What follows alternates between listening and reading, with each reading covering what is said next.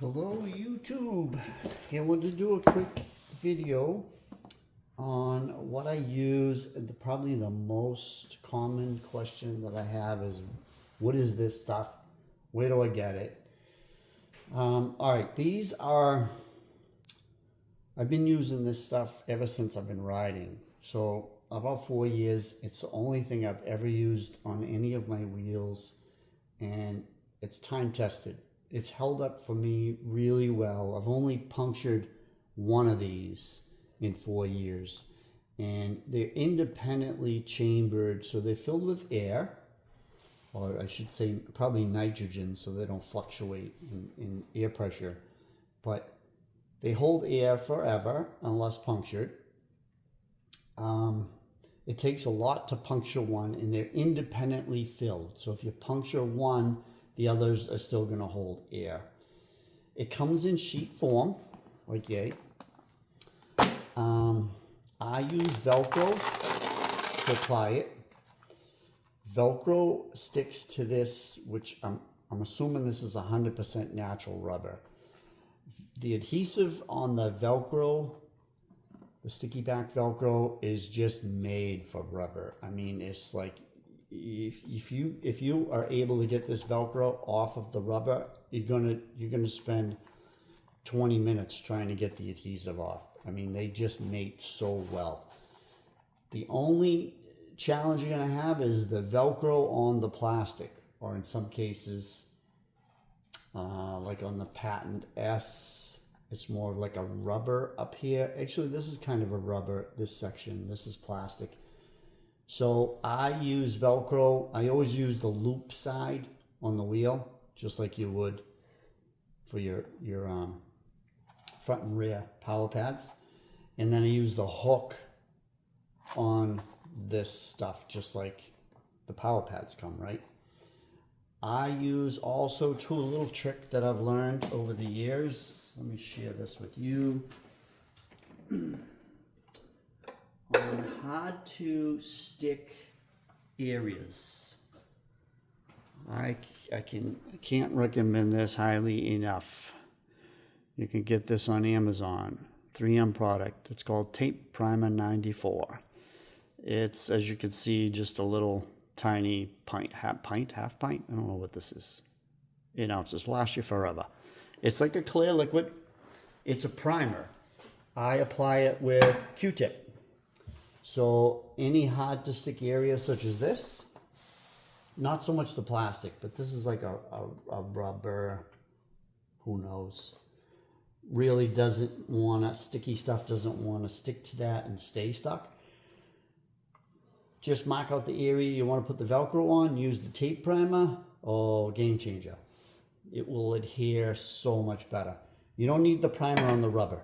You just, on this backside of these little cells, you just use rubbing alcohol. That's it. You're just cleaning it. Then the Velcro will stick to this. This is a non-issue with the Velcro. This stuff is amazing. Let me get this wheel down and out of the way. And then I just give myself, I use the strips, skinnier strips on the wheel side than I do. This is only so I have a little wiggle room. I can go up, I could go down, but I use a smaller side on the loop side so that when you go to take this off, you don't take the Velcro off of the sticky back side. You don't end up peeling the Velcro off of the wheel, okay, if that makes sense. So there's a little less resistance with the hook and loop if you make the wheel side just a bit narrower. That's a little trick I've learned over the years. Selfie stick just folds up. Okay, so let me make sure the camera's, yeah, camera's got it. Okay, this is how it comes. Sheet form, small. I don't know what this is, like 10, yeah. 9.5 by 13. So this is the part number. The size and the part number. It's actually a ROHO product, R-O-H-O. but Permobil is the mother company. They own Rojo. Box it comes in. The numbers on the box should be identical to what's on the back of the pad. So you cut it to shape. Obviously, you can't do circles. So again, they're independently filled with air and sealed off from one another. So if you puncture one, you're not going to lose the rest of the row. You want to cut between the cells, as close to the middle of the cells that you can be. Because if you favor one side more than the other, you could break the seal on that cell and cause it to leak. Mine has held up really well. Like, this is one that's been used. It's a little shinier just from the rubbing.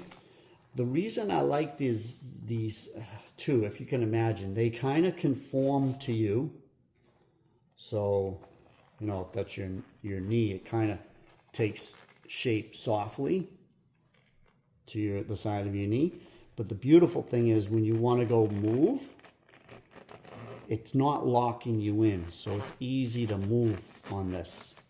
It's not like a memory foam or a rubbery thing that's going to kind of stick to your leg. Kind of slides across your leg or your gear pretty nice. So I know it's not going to be for everybody because of the price point. I don't know if I already mentioned the price point.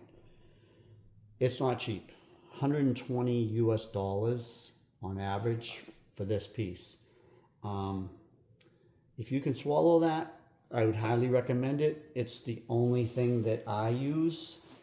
So you would get, theoretically, if you're going with strips like this I think is seven cells wide.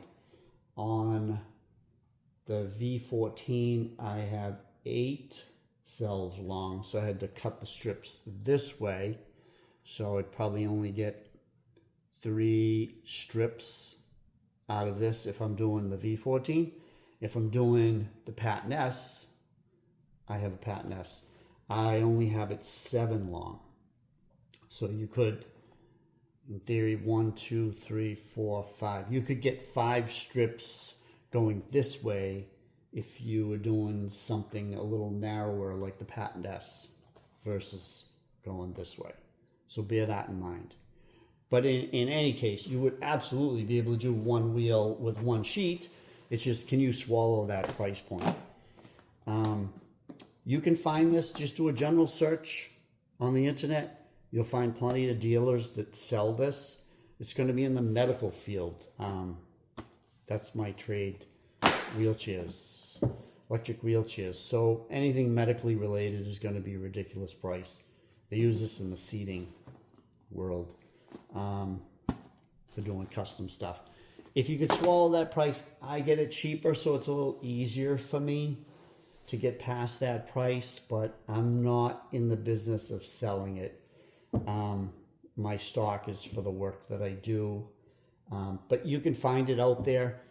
I hope this has been helpful for those of you that are interested and can tolerate that price point. I would highly recommend it. I love the stuff.